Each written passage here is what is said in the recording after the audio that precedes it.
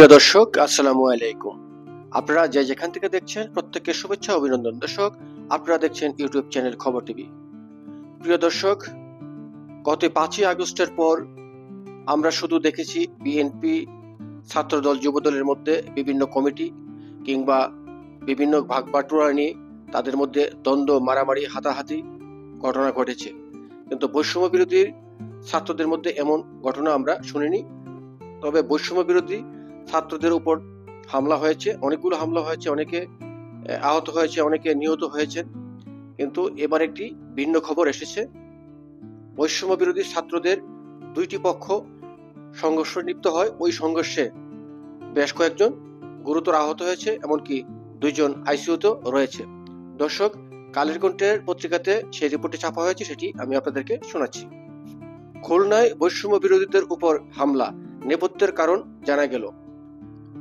খুলনায় বৈষম্য বিরোধী ছাত্র আন্দোলন নেতৃত্বের উপর হামলার ঘটনাটি অভ্যন্তরীণ কোন্দলের জেরে ঘটেছে বলে জানা গেছে। পারস্পরিক বিরোধী বক্তব্য বেরিয়ে এসেছে এমন তথ্য। ঘটনার সম্পৃক্ত একজন জানান, হামলার আগে তাদের দুই পক্ষের মধ্যে বাকবিতণ্ডা হয়েছিল। খুলনা সমাজসেবা অফিস বৃহস্পতিবার বিকালে একটি অনুষ্ঠানকে কেন্দ্র করে দুই পক্ষের মধ্যে এ বিরোধ শুরু হয়। জানা যায়, খুলনা সরকারি বিএল কলেজের ছাত্র নেতা সাজিদুল ইসলাম বাপ্পির সাথে সরকারি মজিদ মেমোরিয়াল সিটি কলেজের ছাত্র সাকিব রেজার মধ্যে কথা কাটাকাটির এক পর্যায়ে এ হামলার ঘটনা ঘটে। এ ঘটনায় অপর পক্ষের সাকিব রেজা আহত হয়েছে এবং তিনি প্রাথমিক চিকিৎসা নিয়ে বাসায় আছেন বলে জানিয়েছেন।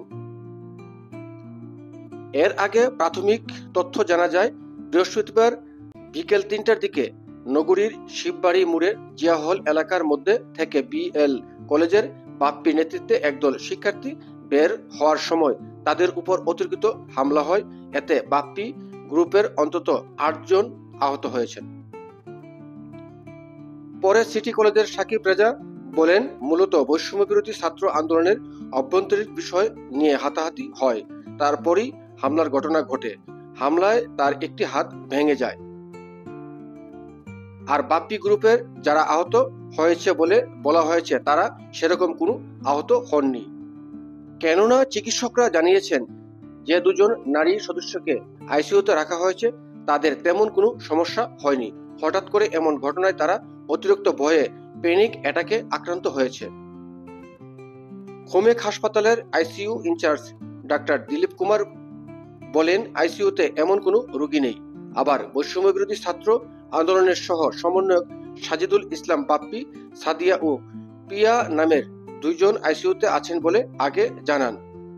এই রিপোর্ট লেখার সময় একাধিকবার তার মোবাইলে কল করা হলে তিনি রিসিভ করেননি। প্রিয় দর্শক, এ হচ্ছে রিপোর্টটা। তবে মূল কারণ হচ্ছে যে এখন বৈষম্য বিরোধী যারা ছাত্র নেতা রয়েছেন, তারা এখন বিভিন্ন ভাগে তারা বিভক্ত হয়ে পড়েছেন। তারা আসলে এখন কি কারণে বিভিন্ন ভাগে বিভক্ত হয়ে পড়েছেন?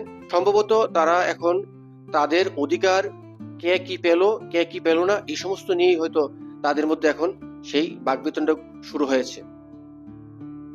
দেখা যাচ্ছে একটি অনুষ্ঠানে এক পক্ষকে যদি ডাকা হয়, অন্য পক্ষকে ডাকা হয় না, বা এক পক্ষ গেলে অন্য পক্ষ সেখানে যাচ্ছে না।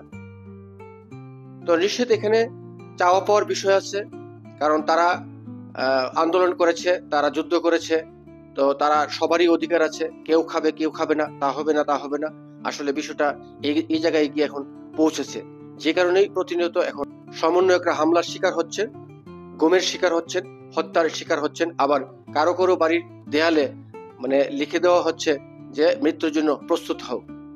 তো প্রিয় দর্শক, আজকে এখানে শেষ করছি। আল্লাহ হাফেজ।